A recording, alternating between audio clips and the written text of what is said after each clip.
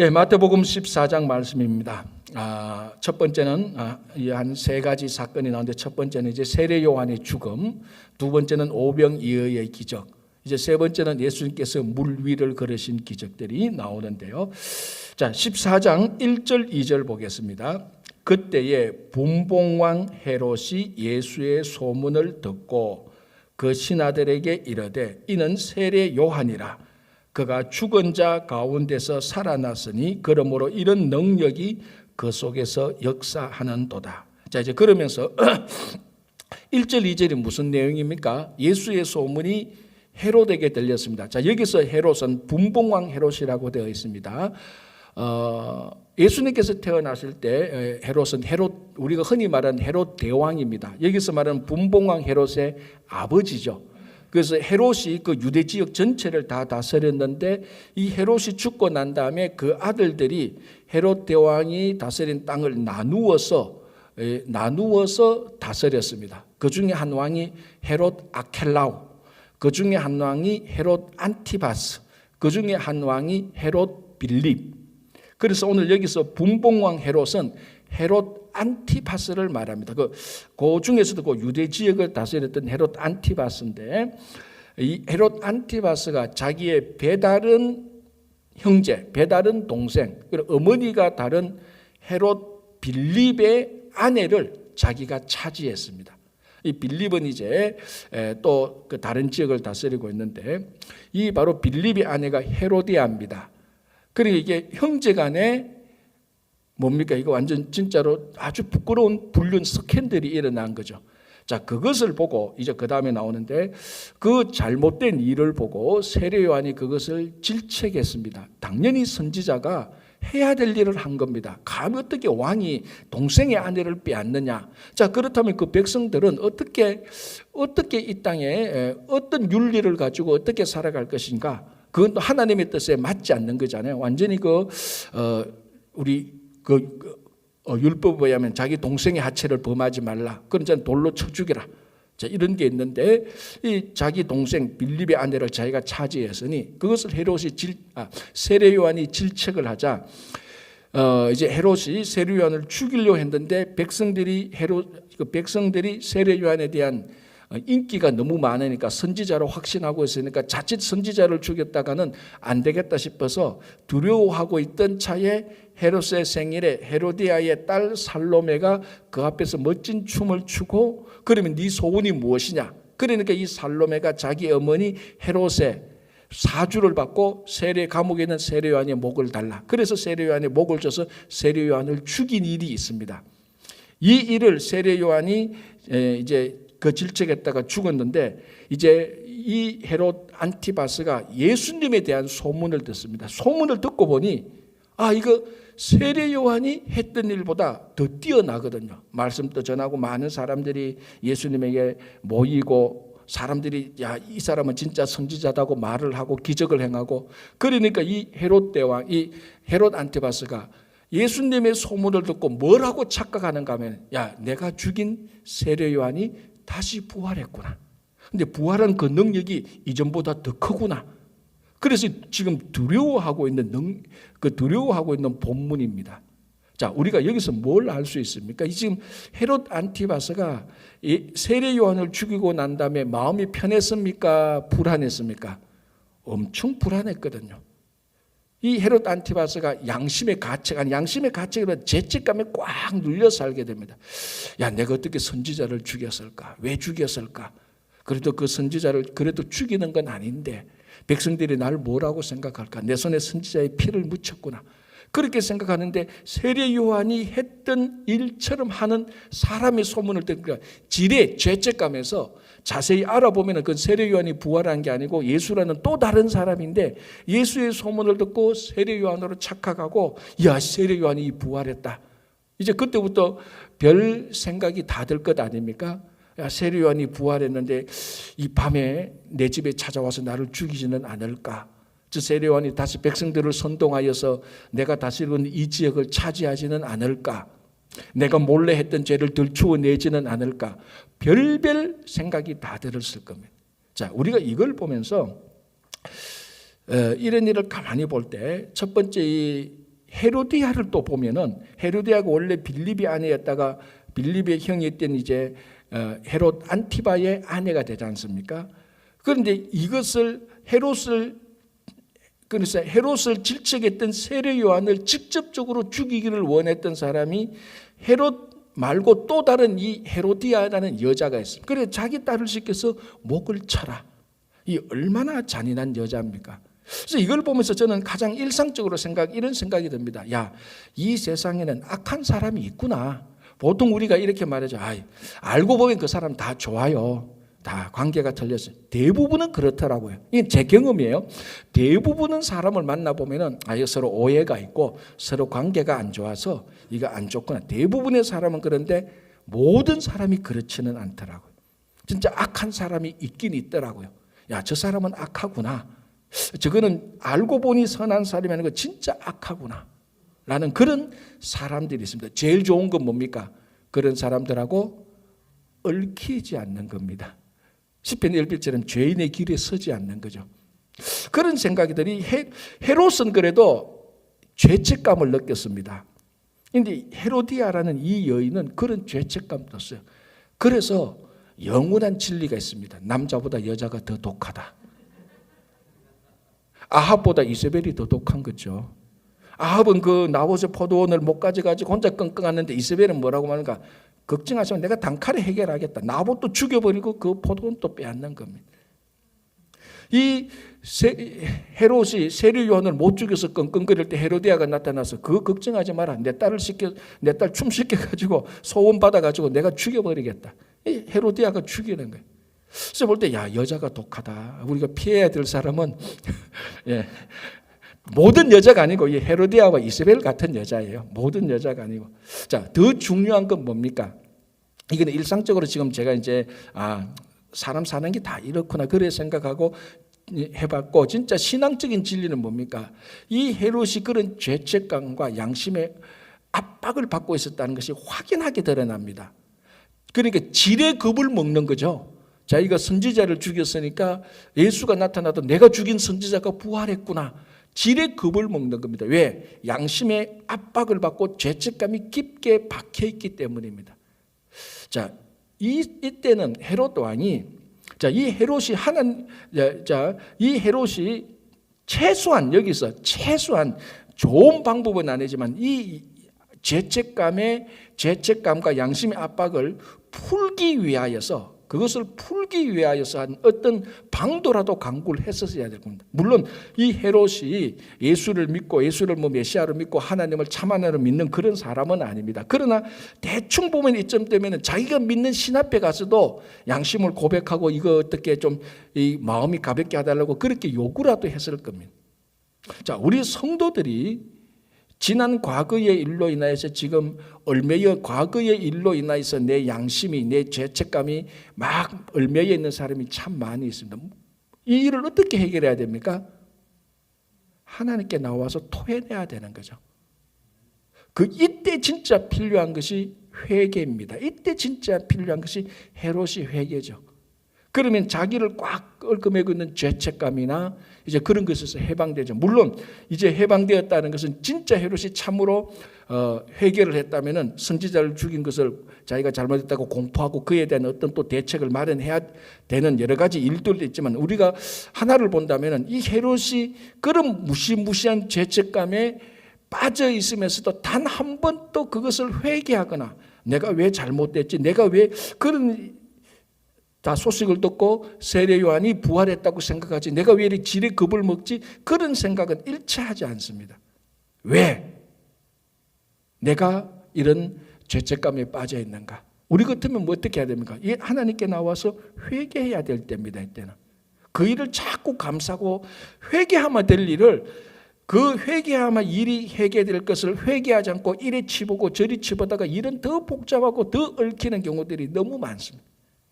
그래서 세례 요한이 이렇게 죽는데, 자, 마지막 하나, 모든 위대한 선지자가 위대하게 죽는 것은 아닙니다. 오히려 위대한 선지자일수록 더 비참하게 죽습니다.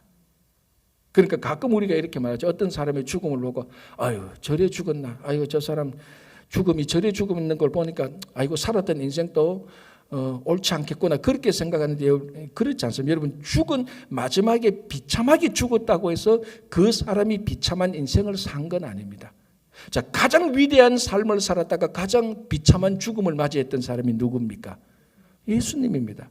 자, 우리가 예수님이 십자가에서 죽으셨다니까 지금 이제 우리 신앙적으로 십자가의 죽음이 가장 고결하게 가장 그게 순교적인 삶으로 우리가 생각하고 있는데 예수님께서 십자가에 달려 돌아갔을 때는 그게 우리가 생각하는 어떤 죽음보다 더 비참한 죽음이었어요.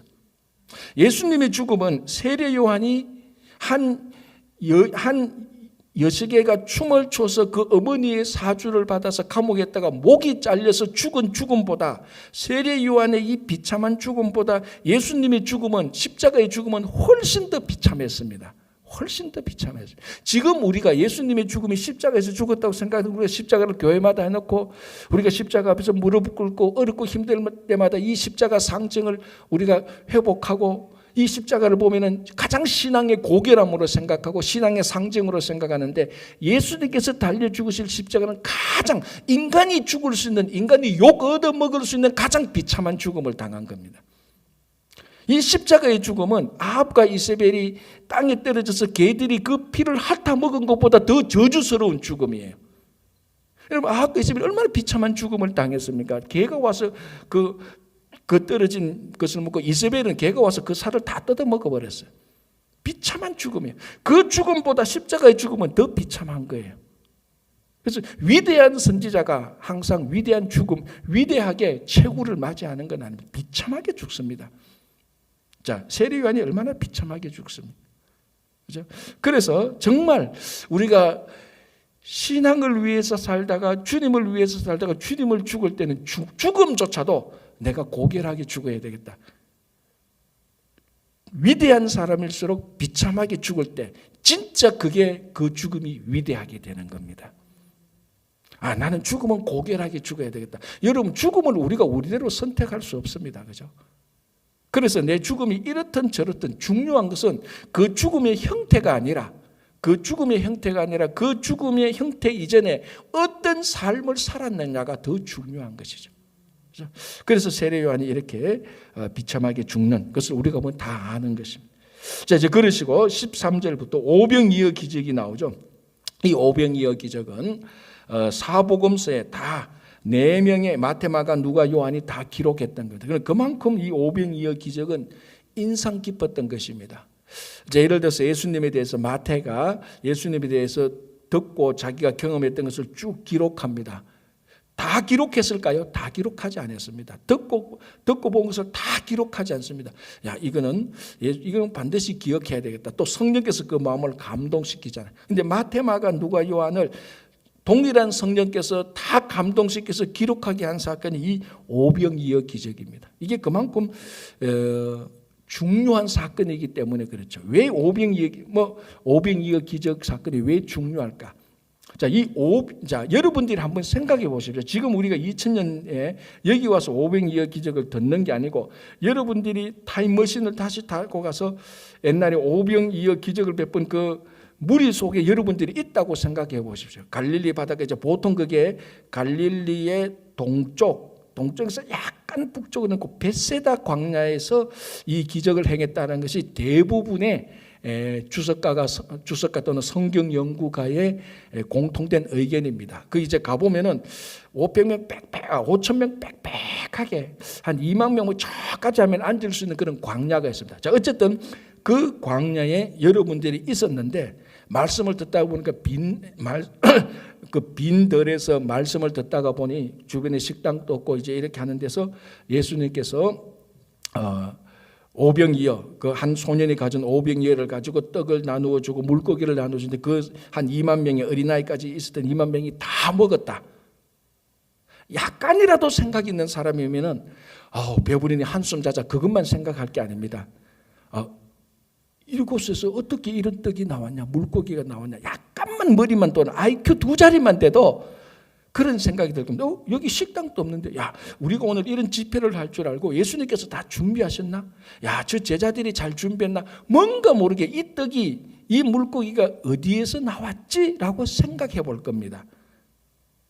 그렇잖아요. 그죠? 뭐, 물론 전혀 생각 없는 사람은 그냥, 어이, 잘 먹었다. 뭐, 이쑤시개 해가지고 오늘 고기 먹었으니까 이빨을 이렇게 할 수는 있겠지만, 생각이 약간이라도 되는 사람이면, 이 떡이 어디서 나오지? 야, 이 어떻게 이 많은 사람을 다 먹였어? 이 한 2,000명, 남자만 헤아려봐도 5,000명 되는데, 그런 생각을 해볼 겁니다.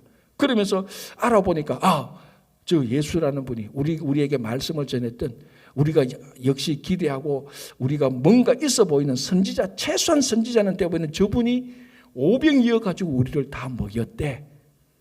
딱 그렇게 생각할 때 이 사람 머릿속에는, 여기에 모인 사람들 머릿속에는 누가 생각이 났을까요?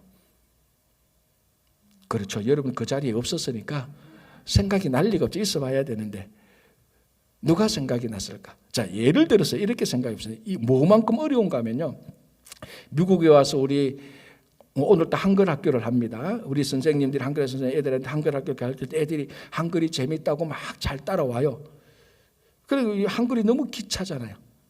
지금 그 유엔인가 유네스코인가 만약에 전 세계에서 언어를 통일해야 된다면 영어가 아니고 한글로 해야 된다 그랬잖아요. 그리고 말은 있고 언어는 있는데 글씨가 없는 그런 그 부족에 가서 그 글씨 그 말을 문자로 바꿀 것 때문에 어느 문자가 좋은가? 그게 한글이래요. 가장 과학적으로 만들었으니까. 자, 그러면 이 한글 보면서 와, 너무 기차다. 이 한글 너무나 좋다. 이 한글 누가 만들었을까? 누굴 떠오릅니까? 이순신 장군이 떠오릅니까? 세종대왕이 떠오르죠. 상식이에요. 그죠? 와, 한글 너무 좋다. 우리 애들이 이렇게 가르치니까 우리 애들이 한글 잘 배우는구나. 이 한글, 세종대왕님 진짜 이 한글 기차게 만들었다. 기차다. 기똥차다. 세종대왕을 떠올린다고. 이 사람들이 거기에서 오병이어로 배불리 먹고 와 할 때 누구를 떠올렸을까? 모세가 40년간 광야에 가면서 그 광야에서 이스라엘 백성들을 굶기지 않고 하나님께서 주신 만나와 메추라기로 이스라엘 백성들을 광야에서 다 먹였습니다. 그래서 오늘 보십시오. 여기에 15절 저녁이 되면 제자리에 나와 있는데 이곳은 빈들이요. 다른 말로 하면 광야라. 먹을 것이 없습니다. 모세가 광야에서 40년 동안 만나와 메추라기로 이스라엘 백성들을 먹였듯이 이제는 예수님께서 그 빈들에서 이 많은 사람들, 모세가 얼마나 많은 사람들을 먹였습니까? 남자만 장정만 60만 명이 먹였으니까 여기서도 그는 그 60만 명이 있을 장소는 안 되니까 남자만 5천 명을 먹이고 12강조로 남았다. 와, 이런 일이 옛날에 한 번 있었지. 모세 때 있었어요. 왜? 이 사람들은 과거의 역사를 자기 어머니를 통하여서 할머니 또 계속해서 들었던 얘기가 계속했습니다. 그러니까 구전이라고 하죠. 말로 교육하는 거라면 이 모세를 떠올렸습니다. 사람. 와, 이 땅에 새로운 모세구나. 이 모세의 사역을 통해서 한 발자국 더 나가면 이분이 바로 구약에서 선지자들이 말한 우리에게 준 모세, 새로운 모세, 메시아구나라고 생각을 하는 기적입니다. 이게. 그래서 하나님께서 모세를 통해서 이스라엘 백성들에게 광야에서 자기들이 먹을 것을 공급하셨듯이 하나님께서 이번엔 자기의 아들 예수를 통해서 빈들에서 먹을 것을 공급해 주시는 것입니다. 오늘날도 똑같습니다. 우리가 광야에 있든 빈들에 있든 어디 있든 하나님께서 모세를 통해서 먹이시고 예수님을 통해서 우리에게 먹이신 그 하나님께서 오늘날 똑같이 우리에게 성령을 통해서 우리의 삶을 책임져 주시는 겁니다. 그래서 이 오병이어 기적은 마태, 마가, 누가, 요한이 이 사역이야말로 진짜 메시아의 사역이다 라고 이것을 공히 기록을 했던 겁니다. 그만큼 중요한 것이죠. 그렇죠? 자, 이제 마지막 하나 더 보겠습니다. 22절로부터 33절. 그 유명한 예수님께서 물 위로 걸으신 기적입니다. 그리고 여러분 웬만한 믿음이 아니면 따라하지 마시기 바랍니다. 난 믿음 있다고 하는 걸 제가 말리지는 못하겠지만은 제가 여러분의 믿음까지 듣고 또 그 결과까지는 제가 책임질 자신이 없습니다. 웬만하면 따라하지 마시고 오늘 이 말씀 듣고 와, 자신 있다 그러면 하시되 무릎까지 오는 물 위를 먼저 한번 걸어보시고 그러니까 성공되면 이제 좀 더 깊은 물로 가시기 바랍니다. 가끔 있다면 믿음이 생겨가지고 난 물 위로 걷겠다 그러니까 물에 빠진 사람이 숱하게 있었다는 헛된 말이 전해오고 있습니다. 예. 자, 예수님께서 제자들과 함께 했다가 예수님은 기도하시고 제자들을 먼저 갈릴리 바다로 보냈습니다. 그리고 예수님이 이제 뒤따라 가시려고 하신 것이죠. 그런데 그 갈릴리 바다에 폭풍이 몰아친 거죠. 그죠? 자, 24절. 배가 이미 육지에서 술이나 떠나서 바람이 거스름으로 물결로 말미암아 고난을 당하더라. 자, 이 갈릴리 예수님의 제자들은 이 갈릴리 바닷가에서 고기를 잡던 어부들입니다. 그죠? 이 사람들 뭐 오늘은 이 바다를 건너야 될까 안 건너야 될까 그 수리에 대해서 다른 건 몰라도 그 갈릴리 바다의 천문과 수리는 다 아는 사람들이에요. 거기서 자랐고 거기서 태어났고 거기서 자랐고 거기서 생업을 가졌기 때문에 딱 보면 오늘 밤에 비가 오겠다 안 오겠다 뭐 기상청이 무슨 얘기를 해도 저 기상청 틀려서 오늘 비 올 거야 하면 비 오는 거예요. 그 지역에 산 사람들은. 그건 뭐 이론이나 논리가 없습니다. 거기서 태어나서 자란 사람들은 그 지리하고 일체가 되기 때문에 뭐 기상청이 과학적으로 따지는 것보다 본능적으로 아는 게 그게 사람이에요. 그런데 갈릴리에서 자란 이 사람들이 갈릴리 출신들이 갈릴리 바다로 가면서 폭풍이 거슬렸다. 그날 밤부터 그걸 예상했는데 틀렸다는 거죠. 그런 일은 거의 일어나지 않는데 어쨌든 틀렸고 고난이 당합니다. 그 폭풍이 일어남으로 고난을 당하게 되죠. 그러니까 이거는 흔히 있는 일이 아니죠. 그죠? 자, 25절 밤 사경에 예수께서 바다 위로 걸어서 제자들에게 오시니 이걸 옛날에 무협지에서는 이걸 축지법이다 이렇게 말을 합니다. 물리로 걷는 거. 제자들이 그에게 바다 위로 걸어오심을 보고 유령이라 하며 무서워하여 소리 지르거늘. 자, 제자들이 물리로 걸어오시는 자기들의 선생인 예수님을 보고 뭐 어두웠으니까 예수님의 실체를 보지는 못했죠. 뭔가 모르게 사람의 형체로 자기에게 오는 걸 보고 뭐라고 말합니까? 유령이라 말을 합니다.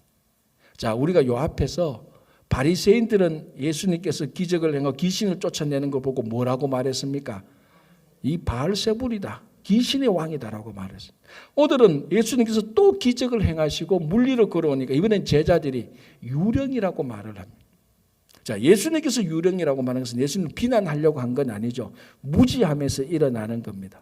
그러나 그 바리새인들이 예수님을 귀신의 왕이라고 말하는 것은 무지함과 악독한 비난이 함께 들어가 있는 겁니다. 어쨌든 중요한 것은 그게 무지함이었던 비난함이었던 악독함이었던 아직까지도 예수님께서 기적을 행하실 때마다 그 사람들은 예수님이 누군가에 대해서 핀트를 맞추지 못하고 합니다. 바알세불 귀신의 왕이라고 했던 유령이라고 했던 그게 예수님의 제자였던 바리새인이었던 그 공통점이 뭔가 하면요. 이 예수님의 제자들과 바리새인들은 예수님이 누구인가를 가장 먼저 파악해야 될 사람들 아닙니까? 예수님과 함께 있었고 그리고 바리새인들은 율법을 오랫동안 공부했고 누구보다도 예수의 기적을 보면서 아 이분이 메시아구나 누구보다도 가장 먼저 파악해야 될 사람이 가장 오해를 하고 있습니다. 오해의 이유는 여러 가지죠. 편견이나 뭐 무지함이나 비난이나 악독감 여러 가지로 있든지 어쨌든 그 이유는 둘째치고라도 이 사람들이 바알세불이나 유령으로 오해하고 있습니다. 오늘날 우리도 자칫하면 여전히 예수님이 누군가라고 물었을 때에 정확히 진짜로 예수님이 우리를 구원하신 메시아라는 것을 얼마만큼 지적으로 아니고 우리 삶의 완전한 삶을 맡기면서 예수님이 나의 구주라고 고백할 수 있는 사람이 얼마나 될지 또 우리가 한번 생각해 봐야 되는 겁니다. 자, 그 유령이라고 막 무서워하니까 예수님께서 27절 예수께서 적시 이르시되 안심하라 나니 두려워하지 말라. 이게 얼마나 위로가 됩니까? 인생의 고난이 닥칠 때 예수님께서는 우리 고난 당하고 있는 우리를 향해서 바다 위를 걸어서 한 걸음 한 걸음 오고 계시는 겁니다. 귀신이다 하면 안 됩니다. 귀신이다 하면 안 돼요. 예수님께서 오늘 그러니까 두려워하니 안심하라. 나니 두려워하지 말라. 뭘 두려워하지 말라는 겁니까? 정확히 뭔데 이 고난도 두려워하지 말고 너희들이 나를 유령이라고 하는데 내 유령 아니다. 나를 두려워하지 말라. 그것도 되지만 이 고난을 두려워하지 말라. 내가 너희와 함께 하겠다. 그런 말이죠. 자, 28절 베드로가 대답하여 이르되 주여 만일 주님이시거든 나를 명하사 물 위로 오라 하소서 하니 오라 하시니 요까지만 여러분 하고 그 다음부터는 좀 조심하셔야 됩니다. 베드로가 배에서 내려 물 위로 걸어서 예수께로 가되. 자, 확실한 것은 베드로도 예수님처럼 기적을 행했습니다. 아주 짧은 시간이지만 똑같은 기적이 나타났어요. 몇 걸음인지는 모르겠지만 짧은 시간에 예수님께서 물 위로 걸으신 것처럼 베드로도 물 위를 걸었어요. 아주 짧은 몇 걸음. 자, 그런데 우리가 잘 아는 대로 30절 바람을 보고, 자, 이렇게 가니까 뭐 바람이 부니까, 자, 이러면 한번 생각해 보세요. 예수님께서 오셨는데 예수님 나도 물 위로 걷게 해주시오. 그럼 오라. 그러면 배에서 내려서 물 위로 갈 때 예수님 보고 갈 거 아닙니까? 갈 때 바람이 휙 부니까 시선을, 예수님께 고정했던 시선이 바람으로 몰려버립니다. 그러니까 어떻게 됩니까? 자, 30절 바람을 보고 무서워 빠져가는지라. 어떤 제자들도 어떤 사람들도 예수님을 보고 무서워 바다에 빠지지는 않습니다. 바람을 보니 바다에 빠지는 거죠. 여기서 이제 아주 중요한 우리 신앙의 교훈이 나옵니다. 우리가 고난 속에서 우리에게 닥치는 고난만 보면 늘 그 고난에 빠집니다. 우리가 봐야 될 것은 고난이 아니고 그 고난을 밟고 오는 예수님을 보면 되는 겁니다. 그 고난이 어떤 종류의 고난이든지 우리가 아무리 믿음이 좋아도 고난을 보면 빠질 수밖에, 바람을 보면 물에 빠질 수밖에 없었습니다. 그래서 우리가 당하는 여러 가지 고난들이 있습니다. 불편한 것들이 있죠. 신앙생활에서 해결 안 된 거죠. 그 길을 보고 거기에만 확 몰입돼 버리고 거기에 빠져버리면 진짜 그 고난에 빠져서 나오지를 못합니다. 그 고난에서 떼서 예수님을 바라보면은 물에 빠지지 않습니다. 그죠? 자, 그래서 30절 바람을 보고 무서워 빠져가는지라 소리를 질러 이르되 주여 나를 구원하소서. 예수께서 즉시 손을 내밀어 그를 붙잡으시매. 이게 우리 만나홀에 있는 현수막의 벤에서 예수님께서 손을 붙잡고 있는 바로 그겁니다. 저 만나홀에 그려놨죠. 거기에 물에 빠진 그 손과 그 물 밖에서 예수님이 그 손을 잡는 바로 요 장면입니다. 마태복음 14장 31절 예수께서 즉시 손을 내밀어 그를 붙잡으시매 이르시되 믿음이 작은 자여 왜 의심하였느냐. 우리 다 얘기잖아요. 전부 다 우리 얘기잖아요.